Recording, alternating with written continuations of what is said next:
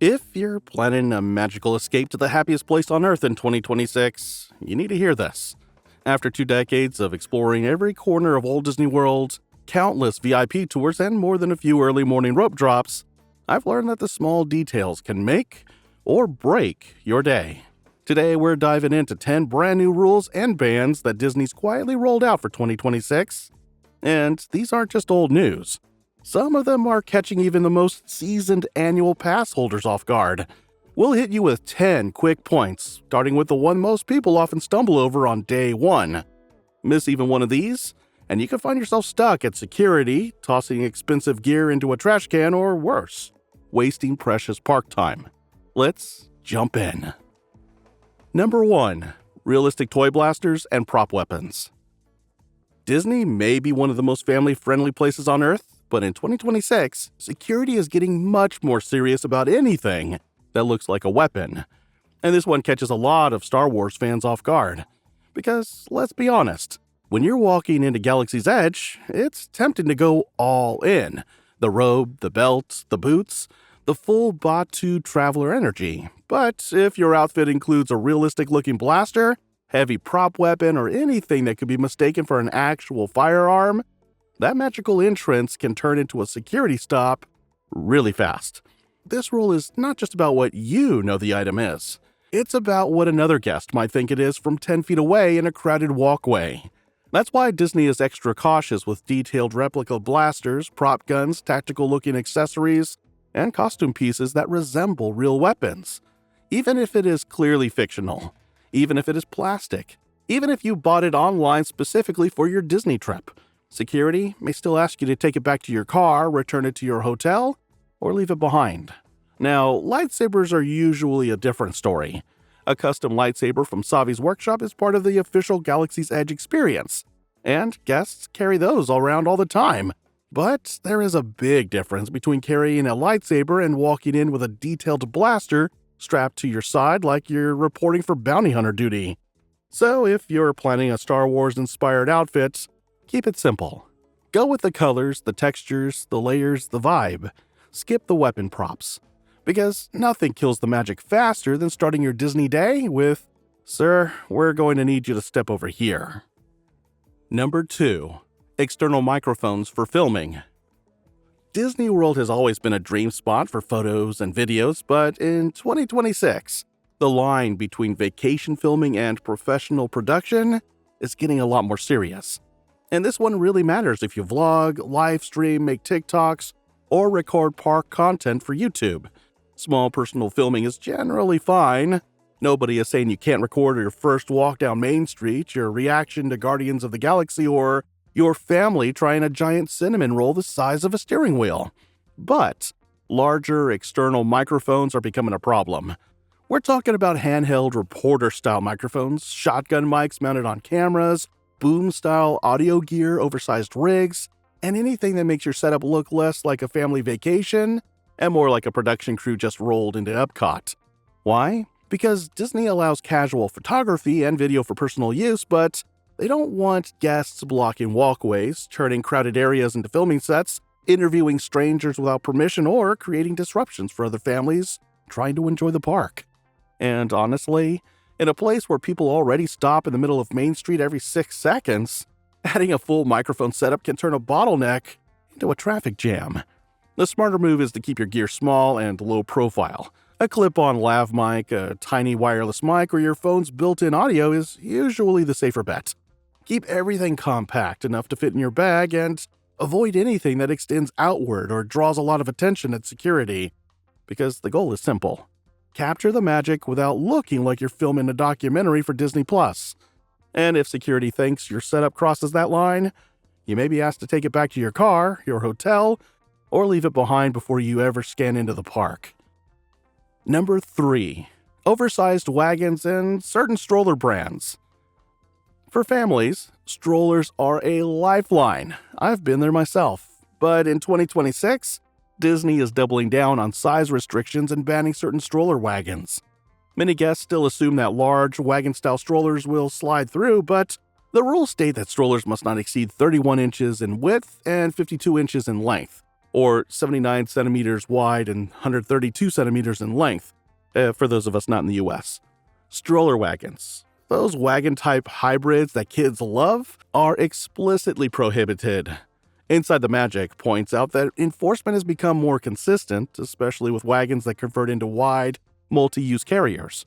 Families arriving with these models are often sent back to their car or told to rent a Disney stroller instead. Why does Disney care so much about this? Oversized strollers clog narrow pathways and contribute to congestion during parades and fireworks.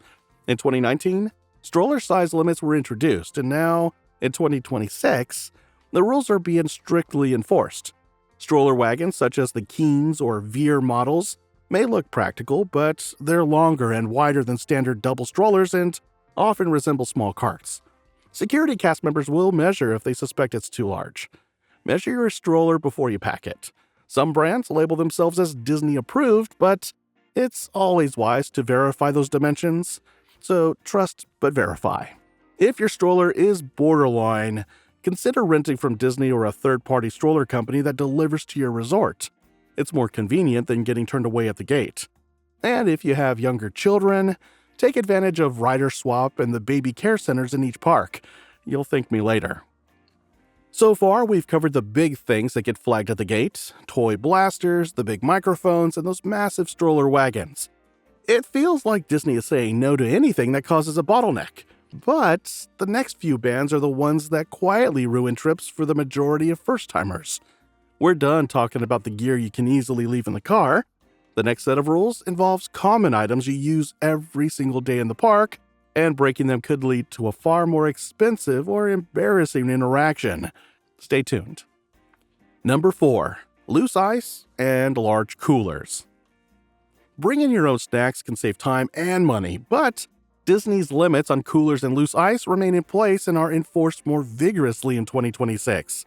Coolers larger than 24 inches by 15 inches by 18 inches are prohibited. But even smaller coolers may be flagged if they're filled with loose ice. Inside the Magic reports that security teams are especially watching for bags packed with loose ice.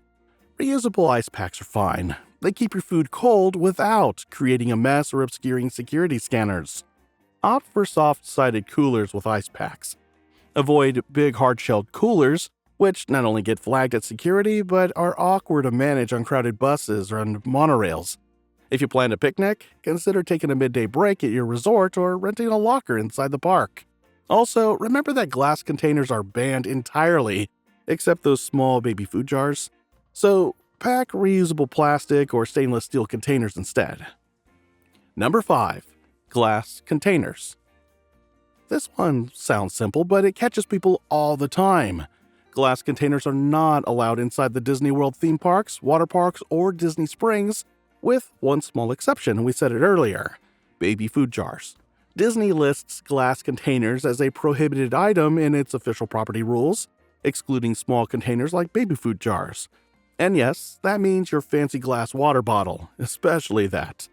It also means glass soda bottles, glass iced coffee bottles, mason jars, meal prep containers with glass bases, salsa jars, kombucha bottles, beer, and those "I'll just throw it in the backpack" grocery store drinks people pick up on the way to the park.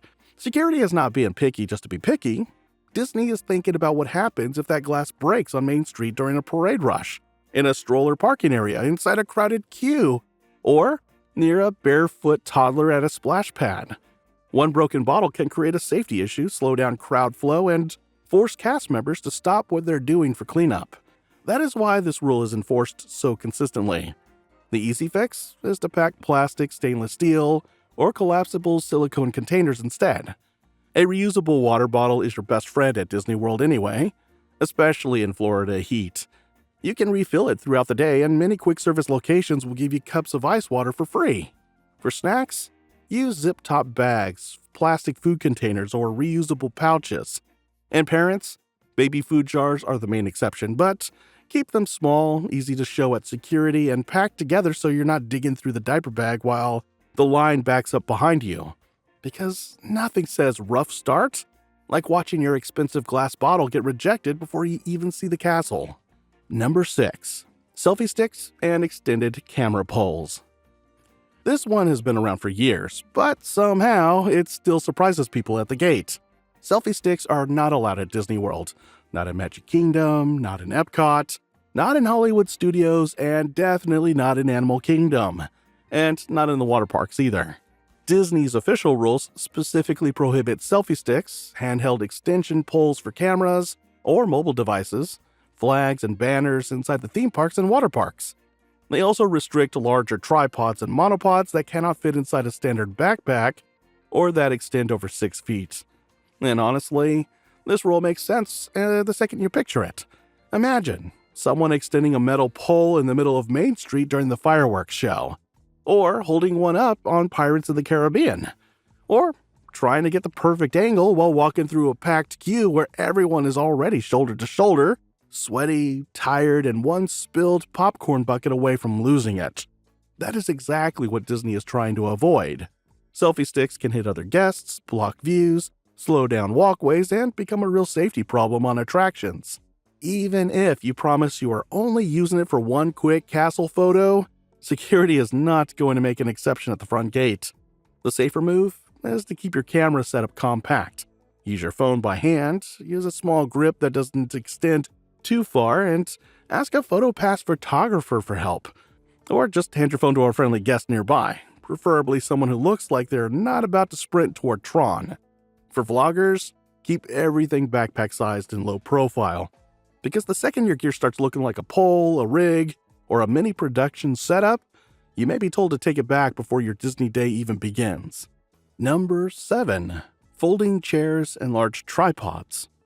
This one usually comes from a good place. If you want a comfortable spot for the fireworks, you want to rest during the parade, you want that perfect long exposure castle photo where the sky looks magical, the lights are glowing, and everyone on Instagram assumes you had a private park access. Totally understandable. But at Disney World, folding chairs and large tripods are not allowed. Disney's official rules say folding chairs are prohibited in the theme parks, water parks, and Disney Springs. The rule also bans tripods or monopods that cannot fit into a standard-sized backpack or that extend over 6 feet. And honestly, once you picture the crowds, the rule makes perfect sense.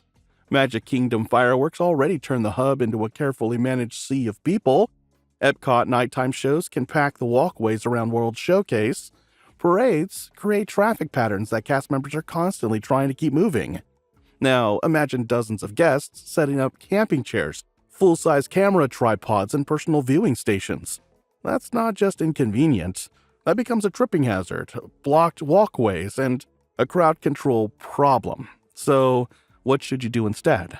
For fireworks, arrive early and look for built-in seating areas, curbs, low walls, or designated viewing zones.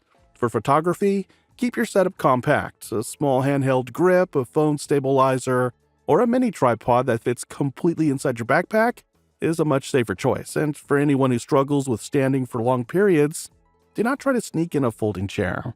Ask a cast member about nearby seating. Consider using a wheelchair or ECV if mobility is a real concern, or plan a restaurant/lounge break before the nighttime show. Because the goal is not just to get the best view, it's to keep the pathways clear enough for everyone else to enjoy the magic safely. We've now covered most of the physical items and gear that cast members are now confiscating at the front gate. Everything from those tricky stroller wagons to your heavy camera tripods and selfie sticks. And the remaining bans shift away from what you carry and more toward how you behave inside the park. These next few rules are about conduct, and honestly, they can be the most frustrating ones for regular guests who haven't caught up with the 2026 changes. Pay close attention to these, especially if you plan to take a quick break or use a certain nicotine product during your long magical day. Number 8. Smoking and vaping outside designated areas. Smoking bans have been around for a few years, but in 2026, Disney is showing zero tolerance for guests smoking or vaping outside designated areas. Disney's updated FAQ from their Help Center explains that smoking areas are no longer present inside theme parks, water parks, or ESPN Wide World of Sports. Guests must use the designated smoking areas outside park gates or at Disney resort hotels. The property rules further note that smoking of tobacco and e-cigarettes is allowed, but only in designated outdoor areas. These include vapes, e-cigarettes, and any product that produces vapor or smoke. Cast members will direct you to leave the park if you light up on a walkway or in a queue. Many guests are surprised that Disney even bans certain nicotine devices that look like pins or USB sticks. Enforcement has intensified, so if you're a smoker or vapor, plan your breaks accordingly. Know where the designated smoking areas are before you enter. These areas are outside the main gate, so you'll need to scan back into the park afterwards. If someone in your party smokes, consider staying at a resort with convenient smoking sections near transport hubs to minimize back and forth. And remember, there's a steep room recovery fee if you smoke in Disney hotel rooms. Number 9. Costumes and masks for guests over 14. Disney is famous for its Halloween parties and Run Disney events, but wearing costumes in the parks is generally prohibited for guests 14 and older. The intention is to prevent guests from being mistaken for official characters and to maintain a clear distinction between cast members and visitors.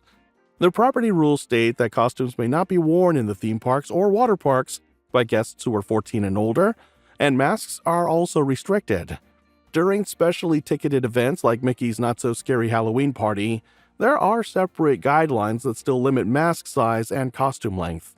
Why bring this up in 2026? Because more guests have been purchasing elaborate cosplay outfits online and expecting to wear them during regular park hours. Cast members are being extra vigilant this year, and the rule applies even to subtle outfits that cover the whole body. If you're 13 or younger, you're free to dress up, but masks must not cover the entire face or obstruct peripheral vision. Save your costume for the official parties. If you want to show your Disney style during the day, consider Disney bounding, dressing in regular clothes that evoke a character's color scheme or vibe. It's a fun way to express your fandom without breaking the rules. Adults can wear themed t-shirts, ears, or accessories without issue. And if you're attending a special event, check the costume guidelines ahead of time, as they can differ by year and event. Number 10. Emotional support animals and non-service pets. We love our furry companions, but Disney has strict animal policies. According to the property rules, service animals are limited to trained dogs and miniature horses. Yeah, that's real. Emotional support animals, comfort animals, or pets that are not trained to perform specific tasks are not considered service animals and are prohibited from the parks. In 2026, Disney is proactively denying entry to guests who try to bring in emotional support dogs or exotic pets like parrots and backpacks. Why the distinction? Service animals are protected under federal law, but emotional support animals are not. In a high-crowd environment like Disney World, untrained animals can pose safety risks and disrupt other guests. Disney's rules also specify that even service animals must remain on a leash or harness and cannot access certain attractions or areas. If you need to travel with a service animal, review Disney's detailed guidelines before your visit and plan for attractions where your animal might not be allowed. Rider switch, child swap, and even break areas outside the park can help your party enjoy attractions while accommodating your service animal. For pet owners, Disney's pet care centers or pet-friendly hotels like Disney's Art of Animation are great solutions. Don't attempt to pass off a beloved pet as a service animal. Cast members are trained to ask specific questions about your animal's tasks. From stroller wagons to toy blasters, vaping to folding chairs, these rules might seem strict, but they're designed to keep the magic flowing smoothly and safely for everyone. Remember, it's not about catching guests out, but about ensuring your day isn't derailed by something as simple as a glass water bottle or a costume cape. I'd love to hear from you. Which of these bans surprised you the most? Have you ever had to leave something at the security checkpoint? Drop your stories and tips in the comments. Don't forget to like this video, subscribe for more Insider Disney guides, and share it with anyone planning a trip this year. And click on the next video on your screen. I've got you covered. Thanks for watching, and remember, your adventure is just beginning.